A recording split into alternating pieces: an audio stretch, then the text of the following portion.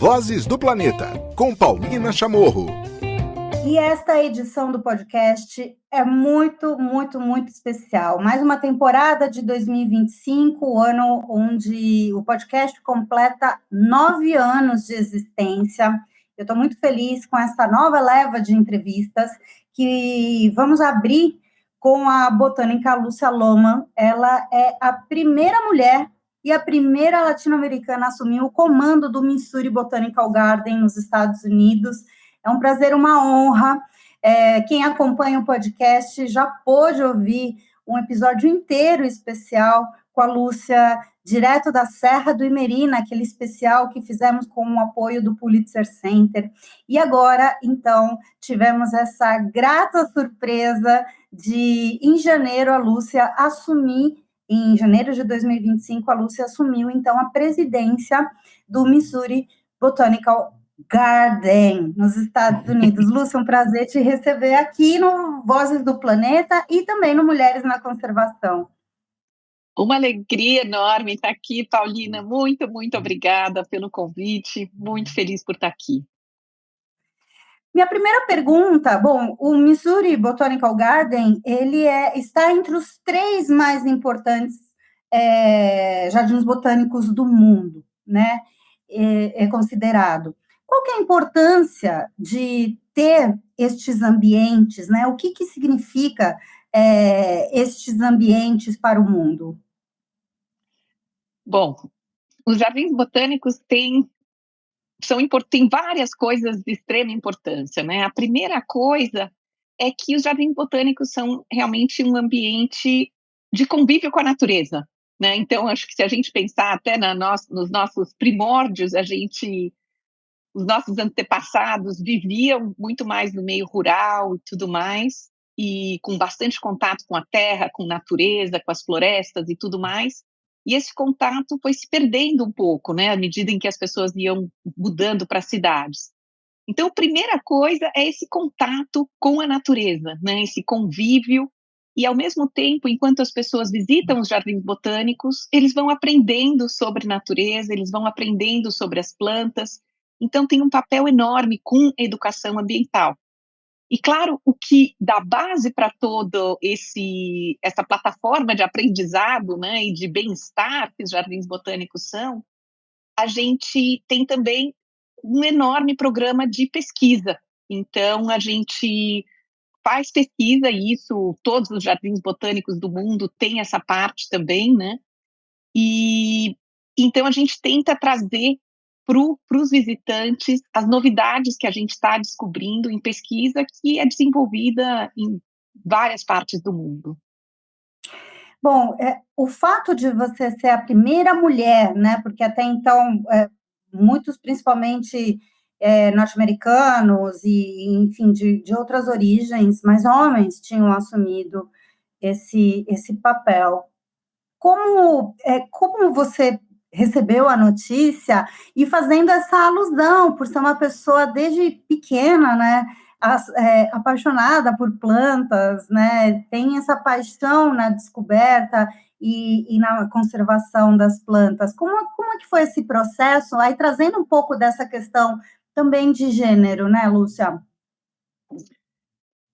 Bom, para mim, primeiro foi uma grande surpresa e uma alegria e uma honra enorme estar voltando aqui para o Jardim Botânico, né? Que eu, então, nasci, cresci no Brasil e com 21 anos eu vim aqui para os Estados Unidos, para o Jardim Botânico de Missouri, onde eu acabei passando uma década, os meus 20 anos aqui, me formando e recebendo todo o meu treinamento em biologia tropical e conservação.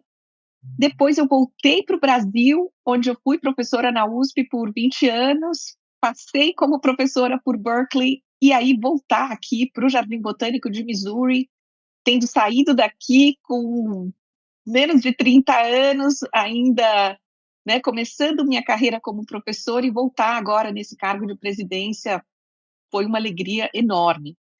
E também, ao mesmo tempo, então, pensando o que a gente pode, né? Então, pensando no Jardim Botânico, essa instituição de destaque, como a gente pode contribuir para o meio ambiente e para a conservação numa escala global, né? Então, o Jardim Botânico tem programas em 50 países e essa oportunidade abre uma oportunidade incrível para todos nós, né?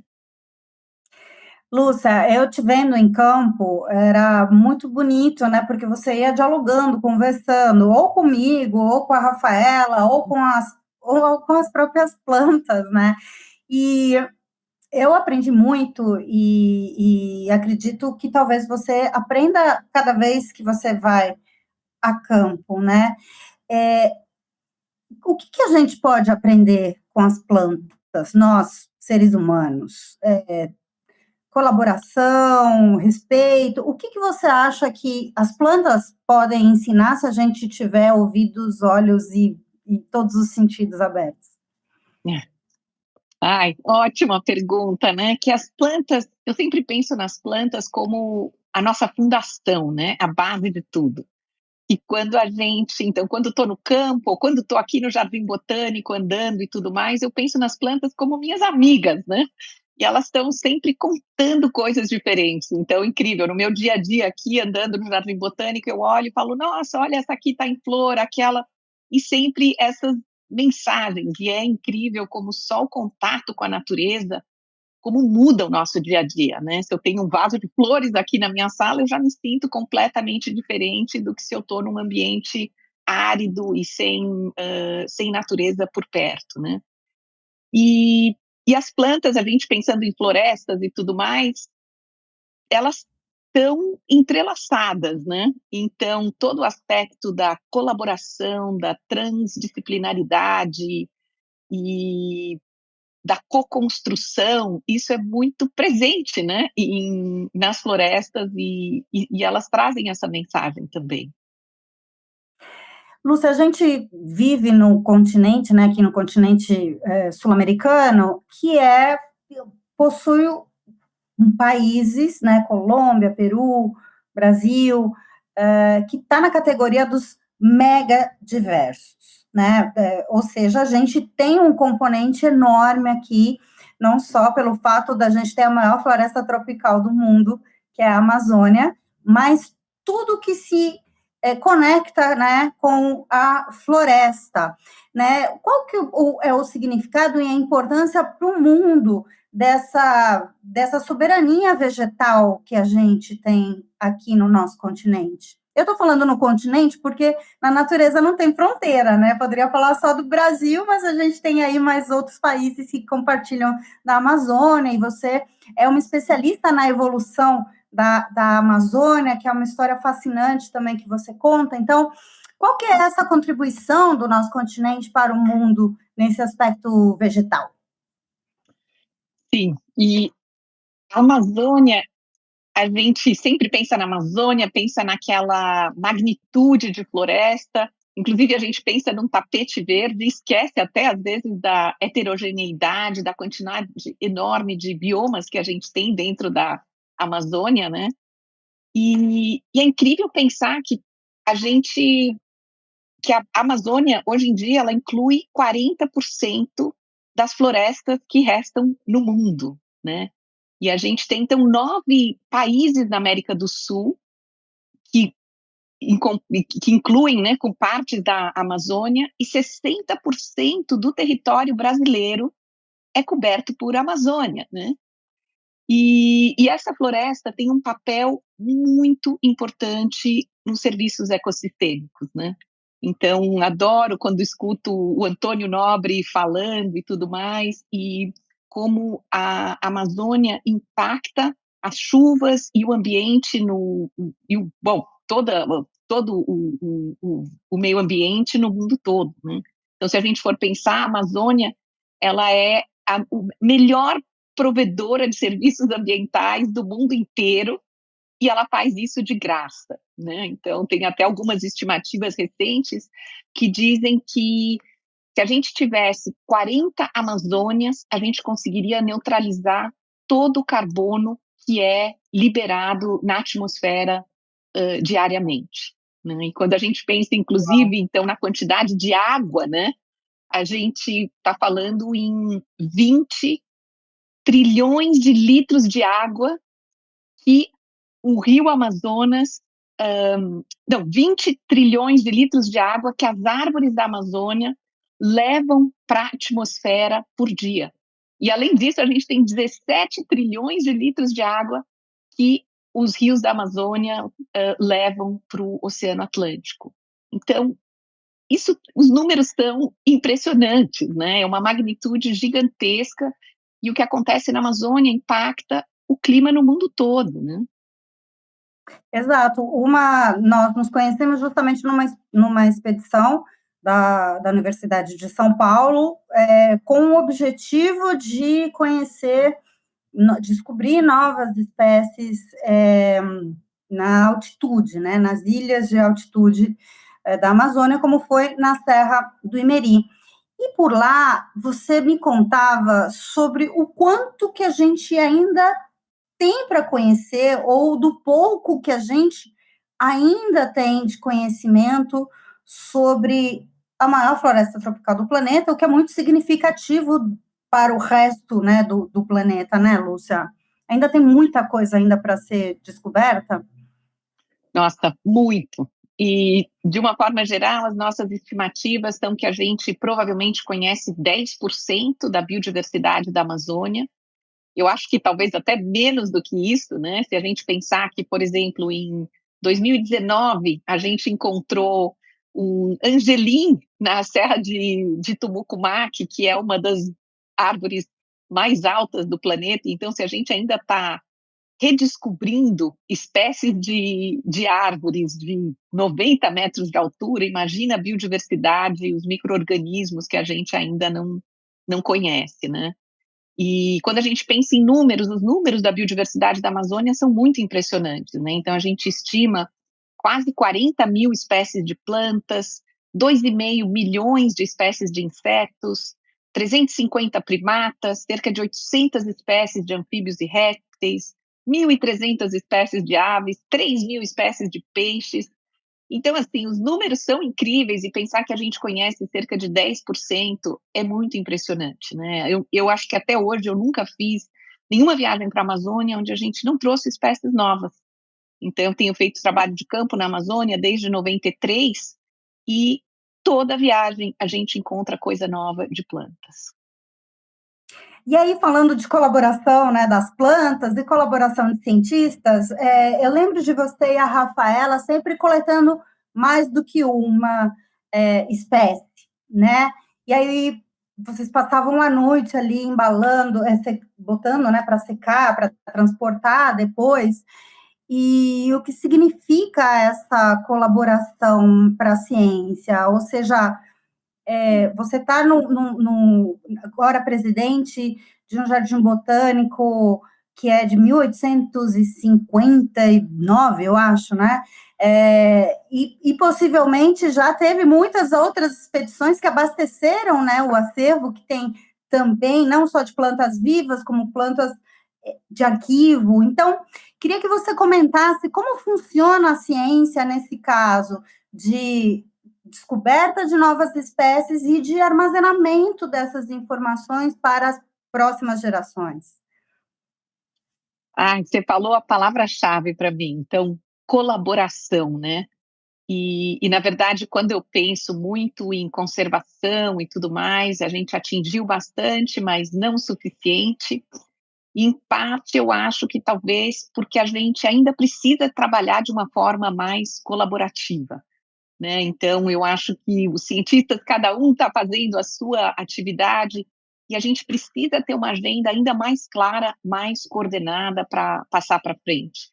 Em julho do ano passado, a gente estava organizando um congresso da Associação de Biologia Tropical e Conservação em Ruanda, e a gente teve um painel muito interessante com vários tomadores de decisão da África, e eles diziam muito para nós queremos incluir informações científicas nas nossas políticas públicas, mas nós precisamos ainda da informação organizada de uma forma que todos os países tenham uma agenda clara, né, de onde a gente está indo. E acho que colaboração, então, é a palavra-chave para a nossa ciência, para os jardins botânicos, para os herbários, para a conservação, para tudo que a gente está fazendo, né? E então o trabalho que a gente faz em botânica é esse mesmo, né? A gente vai no campo, coleta materiais, a gente distribui, sempre preocupados em distribuir as informações para vários jardins botânicos e para vários herbários, né? E eu agora, nessa posição aqui no Jardim Botânico, que tem, na verdade, o maior herbário de plantas vasculares do mundo, nós temos 8 milhões de plantas vasculares e plantas coletadas em diferentes partes do mundo, e eu vejo esse trabalho, então, uma responsabilidade enorme, né, de pensar em formas sobre como a gente pode compartilhar essa informação, como a gente pode contribuir para o treinamento em diferentes partes do mundo, como a gente pode ter trocas de conhecimento e como a gente pode co-construir o nosso futuro e o futuro das pesquisas botânicas em conjunto com pessoas que estão no mundo inteiro, em jardins botânicos e trabalhando em herbários de todo mundo, né? Então, isso tem sido muito... O pessoal aqui, desde que eu cheguei, eles falam que a palavra que eles mais escutam é colaboração e co-construção, né? A gente vai, inclusive, começar o nosso plano estratégico e tudo mais. E eu estou me preparando agora para mandar um questionário que vai ser distribuído por toda a comunidade de botânicos e de biólogos tropicais também, para a gente pensar sobre quais são as barreiras que diferentes instituições encontram em pesquisa e como a gente pode, de forma colaborativa, criar melhores condições para a gente incentivar essa nova geração de botânicos que vem vindo por aí e aproveitar muito essa oportunidade para aumentar a colaboração ainda mais entre instituições. Então, fazer essa troca de conhecimento e a gente construir o nosso futuro de pesquisa botânica e conservação em conjunto, né? Lúcia, e além dessa parte, né, da coleta, né, e de armazenamento, distribuição, né, eu lembro, pelo menos os jardins botânicos, eu adoro ir para jardim botânico, adoro. E fico lá viajando, pirando. E tem a parte de algumas espécies que representam alguns ambientes, de diversos lugares do planeta. Tem isso também aí no Missouri, e como é que... E a importância disso, né? Imagina, né, ser tão antigo, existia essa prática antigamente, né, de trazer as espécies vivas para serem plantadas, né? A gente tem ali no próprio Jardim Botânico do Rio de Janeiro, no Jardim Botânico em São Paulo, que eu lembro, enfim, queria ouvir sobre isso. Sem dúvida. E até no começo, quando a gente falou um pouco da função dos jardins botânicos, acabamos não falando da conservação mesmo, né? Então, os jardins botânicos têm esse papel super importante na preservação de germoplasma e conservação de espécies, né? Então, aqui no Jardim Botânico de Missouri, nós temos, inclusive, uma redoma, o que a gente chama de climatron, é uma redoma com uma floresta tropical inteira. Quando era aluna de pós-graduação, eu ia lá e roubava uma jabuticaba de vez em quando. Tem jabuticaba e tem floresta e tem espécies do mundo todo. Mas é muito importante também lembrar que nós somos guardiões desses materiais. Então, nós temos esses materiais do mundo inteiro aqui, que são super importantes para a conservação, mas nós estamos cuidando desses materiais. Então, por exemplo, se em qualquer momento algum material de algum país que esteja aqui e o país disser, não, nós queremos esses materiais agora, esses materiais são imediatamente enviados, né? E o que a gente vê em alguns casos é que tem espécies que já foram extintas, inclusive em outros países, que eles não têm mais acesso a isso, e eles entram em contato querendo parte do germoplasma, ao mesmo tempo eles querem também que parte fique aqui.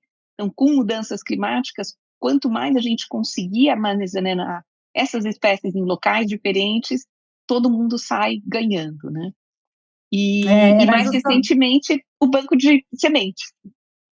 É isso mesmo. Eu queria era justamente falar, frente à mudança climática, a importância, talvez crescente mesmo, né, de ambientes como os jardins botânicos, né? O banco de semente, ele funciona como? Sim, então aqui a gente começou recentemente, na última década, né? E E agora, inclusive, ontem até estávamos tendo uma reunião aqui sobre os próximos passos para o banco de semente, que ele começou a crescer, está cada vez maior. O foco inicial do nosso banco de semente aqui foram as próprias espécies do estado de Missouri mesmo. Então, começando com a biodiversidade local e armazenando esses materiais, e aos poucos crescendo e armazenando biodiversidade de diferentes partes do mundo, né?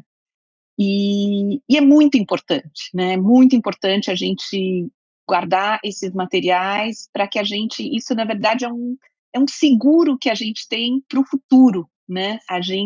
Se a gente não sabe nem o nome de muitas espécies, imagina as propriedades que essas espécies podem ter e tudo mais. E uma coisa que eu tenho pensado muito também é como trabalhar com as comunidades locais, para que a gente possa trabalhar de uma forma conjunta, para que eles tenham os benefícios, né, de qualquer iniciativa que use alguma plantas locais e tudo mais, e recebam recursos que possam ser de extrema importância para eles, para o dia a dia e para a conservação dessas florestas, né? Então, uma troca super interessante.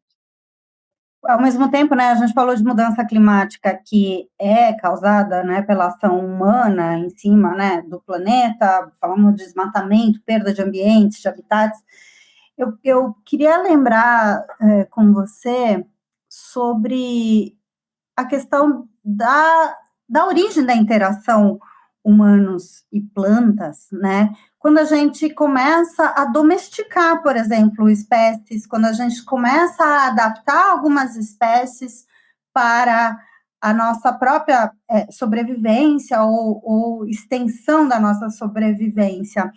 Pode ser por ali que tenha começado a gente passar a olhar de forma mais utilitária para as plantas?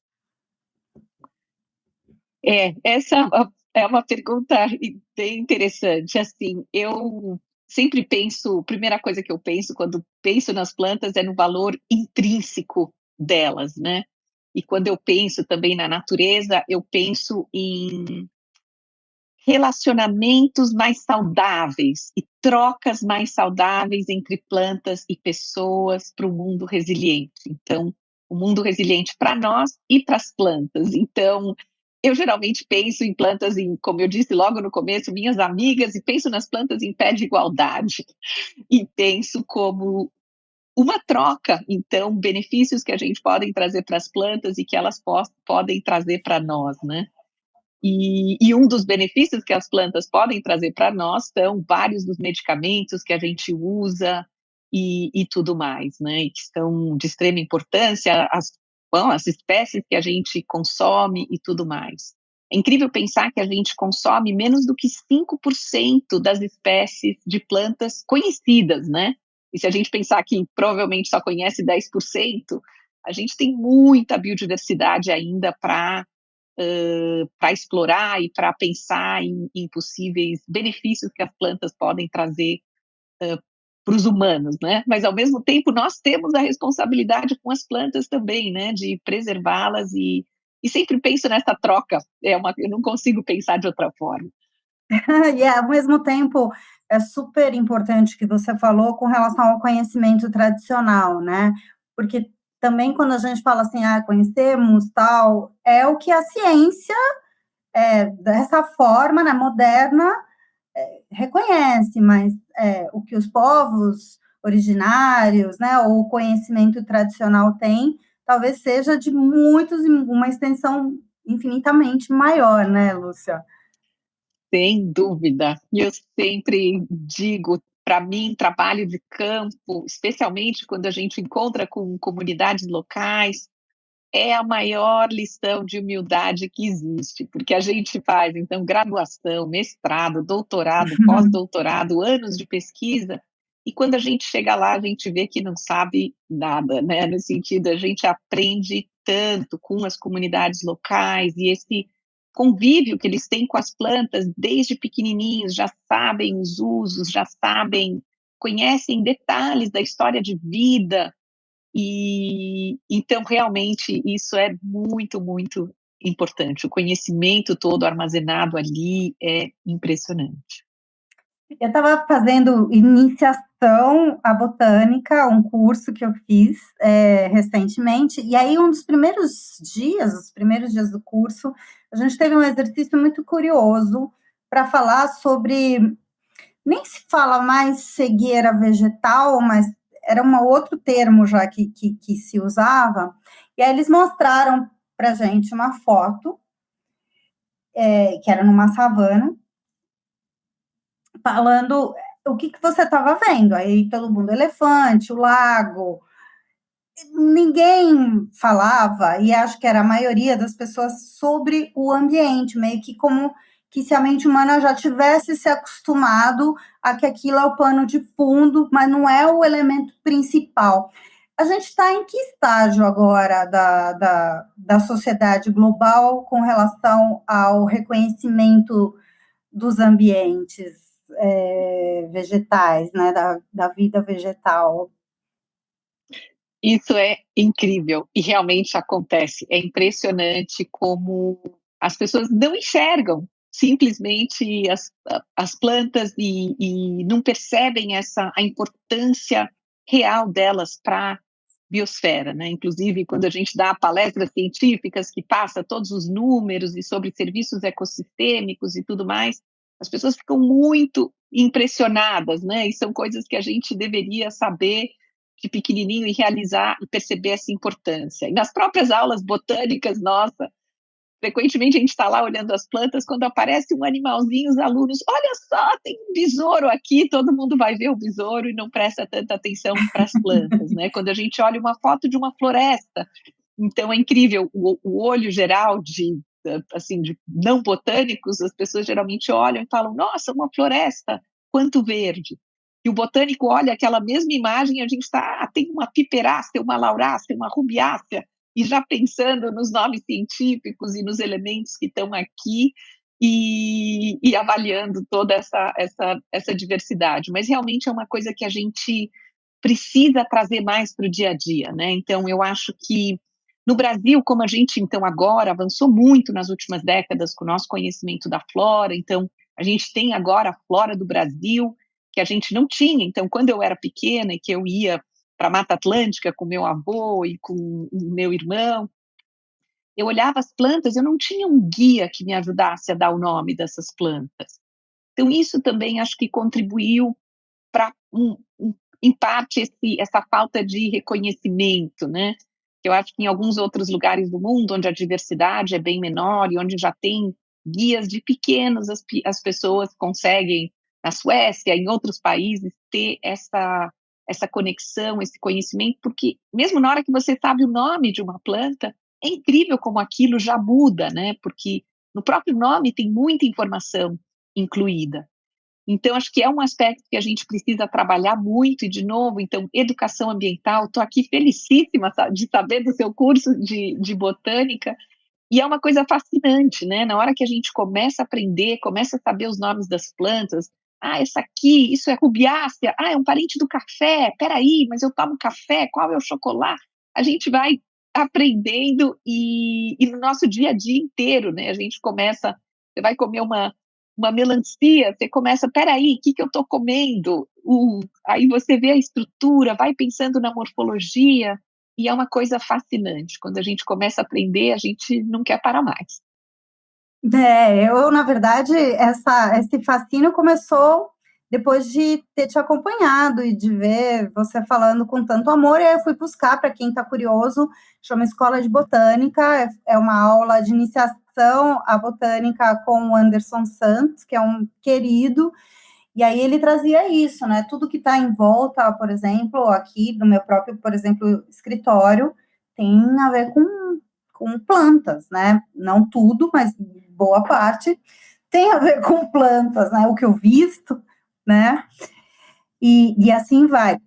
Lúcia, como funciona o seu cargo? Quanto tempo você fica aí na presidência? Então, bom, eu acabei de chegar, né, de uma certa forma, eu comecei no dia 4 de janeiro, e eu ainda tenho minha posição na USP, eu estou afastada da USP para exercer funções, foi toda uma... Eu ainda tenho alunos na USP e tudo mais, e é um cargo que não tem um período determinado, né? Então eu posso ficar aqui quanto tempo, né, for necessário, e realmente, assim, a minha intenção, de novo, é pensar muito, então, sobre como a gente pode conectar melhor o Jardim Botânico, abrir portas para treinamento em botânica, e como a gente pode ser mais útil para toda a comunidade botânica, inclusive para a comunidade de pessoas que não trabalham diretamente com botânica, pessoas interessadas em design, que querem usar a natureza como inspiração e para conservação e tudo mais, e aproveitar essa oportunidade para fazer essas conexões e trazer pessoas para cá, levar o jardim para outros lugares, pensando muito sobre o mundo virtual também, né? E como a gente pode compartilhar as informações mesmo de maneira distante. Então, a gente acabou de receber um grande financiamento para digitalizar toda a nossa coleção. Então, uma coleção de 8 milhões, a gente tem 2 milhões de imagens que estão já online, e agora a gente vai digitalizar os outros 6 milhões, e a ideia é aproveitar essa oportunidade para disponibilizar e conectar com outras coleções. Então, de uma certa forma, a gente montar um herbário virtual, e que não precisa ser necessariamente só com as nossas plantas, mas conectando com outras instituições. Cada instituição tem o seu forte, né? Então, aqui a gente tem, por exemplo, especialistas muito bons em laurácea, em rubiácea, em melastomatácea, bignoniácea, e vários grupos, e cada instituição tem os seus especialistas. Então, se a gente conseguir conectar tudo de uma forma virtual, a gente consegue ajudar na curadoria de coleções que estão distantes, né? Eu, na verdade, acabei vindo aqui para o Missouri quando eu tinha, então, a primeira vez que eu vim para cá foi em 93, então com 20 anos, e eu vim para cá trazendo minhas plantas todas da Reserva Duque, na Amazônia, que eu tinha coletado, e eu não tinha um herbário altamente curado que me permitisse identificar esses materiais. Então, a gente tinha a coleção do INPA, eu avancei com a identificação, com tudo que eu podia no INPA, e cheguei num momento que eu precisava ver os tipos, né, que são as carteiras de identidade das plantas, e aí coloquei minhas plantas embaixo do braço e vim aqui para o Missouri para identificar as plantas, para a gente fazer o guia da Reserva Duque. E fui tão bem recebida, e todo o aprendizado que eu recebi aqui naquele período, e depois me incentivaram a voltar para a pós-graduação, isso me abriu portas para eu voltar, passar 20 anos na USP, orientando meus alunos, criando nova escola. Agora os alunos estão por várias partes, professores em diferentes partes pelo Brasil e pelo mundo afora, e assim vai, né, essa nossa rede, né, e abrindo essas portas para todo mundo. É lindo de te ouvir, porque eu imagino a importância de ter não só a representatividade, né, de gênero e, né, de um continente tão biodiverso, mas deste Jardim Botânico, que é de novo, vou repetir, um dos 3 maiores, mais importantes do mundo, ter hoje na presidência uma pessoa com uma experiência tão importante de campo na Amazônia, sobre a evolução da Amazônia, você acha que pode acrescentar ou trazer novas formas de olhar, não só para a gestão do Jardim Botânico, mas para a conservação em si? Ah, super importante, e sem dúvida essa minha vivência de pesquisa traz um olhar bem diferente, né? O Jardim Botânico aqui tem um histórico interessante. Ele foi, então, estabelecido pelo Henry Shaw, e quando o Henry Shaw faleceu, ele deixou no testamento dele que o diretor do Jardim Botânico tinha que ser um pesquisador botânico com um doutorado, e que fosse também professor na Washington University em St. Louis, que é associada ao Jardim Botânico. Então é muito interessante que esse Jardim Botânico de Missouri, eu acho que é o único do mundo ou talvez um dos poucos no mundo, digamos, que tem na sua presidência, e sempre teve, pesquisadores liderando a instituição. E isso eu acho que é um aspecto muito importante. E essa vivência de, então, trabalhar com as comunidades locais, fazer pesquisa, dar aula, trabalhar também com conservação, trabalhar com educação ambiental, comunicação científica. Eu acho que essa vivência que eu tive, incluindo também as viagens para a África, para a Ásia e tudo mais, traz essa perspectiva global, né? Então, no sentido de que, então, aqui em St. Louis, o Jardim Botânico é super apreciado pela comunidade, tem eventos, nós temos cerca de 1 milhão de visitantes que vêm todos os anos, né? São 520 funcionários, então é uma instituição de grande porte aqui para St. Louis, mas é realmente, então, essa pesquisa local, o impacto global, né? Então, trabalhando localmente na educação ambiental e tudo mais, mas realmente pensando na contribuição para o mundo e como a gente pode ter uma troca para a gente co-construir nosso futuro para a botânica e para a conservação de uma forma muito colaborativa. Maravilhoso! Hoje ouvimos aqui, então, no podcast, Lúcia Lohmann, que desde janeiro de 2025 assumiu, então, a primeira mulher e a primeira sul-americana, a latino-americana a assumir a presidência do Missouri Botanical Garden, um dos mais importantes do mundo, e ouvindo aqui, e também a mulher mais chiquérrima em campo que eu já pude ver em ação, porque enquanto eu estava lá destruída, enlameada, Lúcia estava impecável, ela tem toda uma experiência para andar em campo e não se sujar de lama. Todo mundo...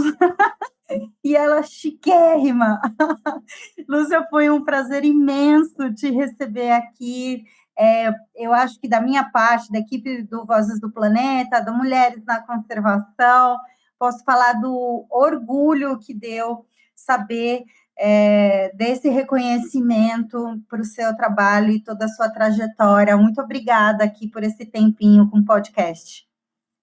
Eu que agradeço, Paulina, é uma alegria enorme, enorme estar aqui com você, me trouxe essas lembranças maravilhosas da Serra do Imeri, e claro, o campo é o lugar que a gente, né, se realmente realiza. Adoro estar no campo, e estar no campo com você foi uma experiência maravilhosa. Sempre fui super fã do Vozes no Planeta, e poder te conhecer pessoalmente, e agora estar aqui sendo entrevistada, você não imagina a alegria enorme que é para mim.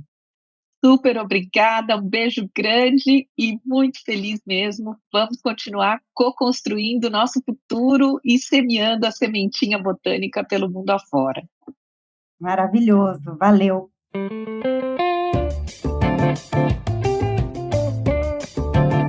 Vozes do Planeta, com Paulina Chamorro.